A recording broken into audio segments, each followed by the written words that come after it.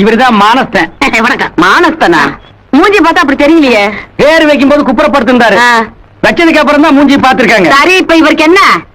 இவரோட தங்கச்சி அழகுமணிய நான் கல்யாணம் கட்டிக்க போறேன். ஏன்பா இவர் தங்கச்சி அழகு? நோட்ல காந்தி தாத்தா சிரிச்ச மாதிரி இருக்கிறாரு.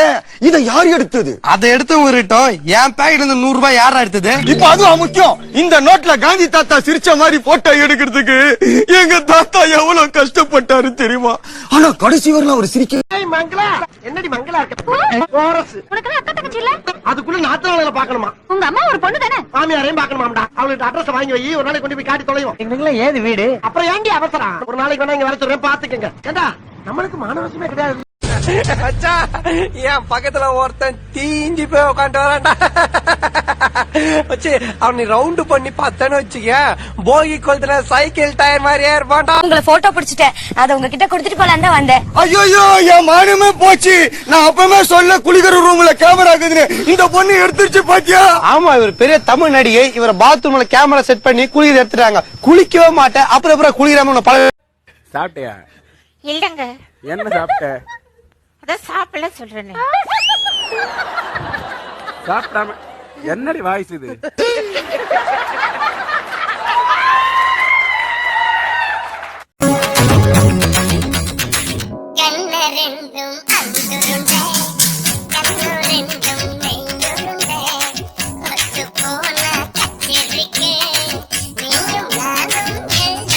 அன்னைக்கு இவர் உங்களை போட்டோ எடுத்தாரு இல்லையா, அந்த நேரத்துல நானும் உங்களை போட்டோ எடுத்தேன். மறைஞ்சிருந்து போட்டோ எதுக்கு எடுத்த?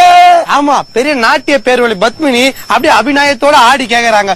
நீ போட்டோ எடுக்கிற சொல்லி என் மூக்குவாயில தேவை. அம்மா ஏன் அடிச்சது? இல்லண்ணா, அந்த பொண்ணு முடி கொட்டிது இருந்துச்சு. சரி ஒரு டிப்ஸ் குடுக்கலாமே அப்படின்ட்டு, சரி முடி கொட்டினா என்ன தடவுமா, அதுக்கு போய் அடிச்சுச்சுண்ணே. நல்லா தான்டா சொல்லிருக்க, அதுக்கேண்டா ஆச்சுது? என்ன தடம் தானே சொன்னேன். ஆமா, நான் என்ன தடவை சொன்னேன்? நான் தடம்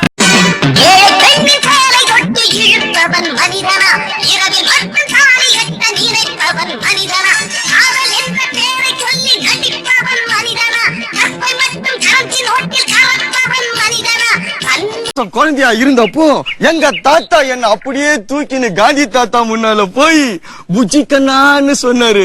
நான் உடனே சிரிக்க, அத பார்த்து காந்தி தாத்தா சிரிக்க, உடனே உங்க தாத்தா அந்த கேப்ல போட்டோ எடுத்துட்டு இருப்பாரு. அப்சல்யூட்லி சிரிப்பா. அட நல்ல சிரிப்பா. அறிவு கட்டின நல்லா சிரிடா. நான் வேணா ஒரு ஜோக் சொல்லிட்டா? இரவில தெரியாத கல் என்ன கல் தெரியலையா? பகல். இது என்ன கல்லு தெரியுமாடா? செங்கல். அடிச்ச மண்டை 2 என் குடும்ப சரித்திரத்தை பத்தி இப்படி சொல்லிட்டே போலாம். எங்க சொல்லிட்டே போகலாம்? கோவா வரைக்கும் போகலாமா? டேய், உன்னை போட்டோ எடுத்தானே நான் கூட்டு வந்தேன். உன் தத்ரம் பிடிச்ச குடும்பம் எல்லாமே கேட்க கூட்டு வந்தேன். போடா போய் போட்டோ எடுக்கிற வேலையை பாடுறான். டேய் குண்டூர் சுபாராவ், ஏப்பா நம்ம ஹவுஸ் ஓனர் ரொம்ப தொல்லை கொடுக்கலாம்ப்பா. அவன் மூஞ்சில கல்ல விட்டு எரிஞ்சிட்டு. டேய், வீட்டுல ஆன் அடிக்குது, ஹவுஸ் ஓனர் பர்மிஷன் கேட்கணும். அவன் அடிக்கலாம் பர்மிஷன் கேட்க வேண்டியதுல, போய் அடிச்சுட்டு வா. ஓகே, இப்பவே போய் கல்ல விட்டு எரிஞ்சிட்டு வந்துரு. டேய் நில்றா, இப்படியா போனதாரு எதிர் வீட்டுக்காரன கல்